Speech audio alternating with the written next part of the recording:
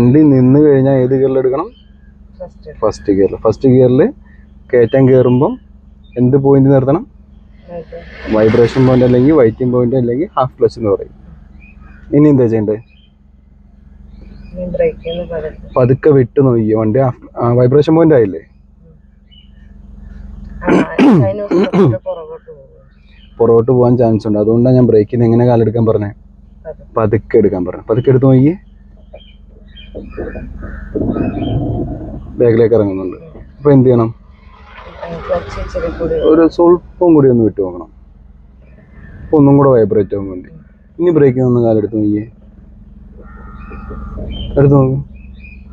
വണ്ടി ഇറങ്ങുന്നുണ്ടോ? ഇറങ്ങുന്നുണ്ട്. വീണ്ടും ഒന്നും കൂടെ ലൈറ്റ് ആയിട്ടൊന്ന് ക്ലച്ചിങ് വൈബ്രേഷൻ പോയിന്റ് നിർത്തിക്കേ, മതി.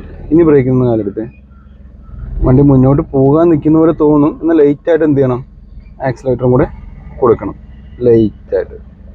റൈറ്റ് ഇൻഡിക്കേറ്റർ ഇട്ടോ. എൻ്റെ ഒരു കൈക്ക് കറക്കും. നമുക്ക് റോഡ് കറക്കും.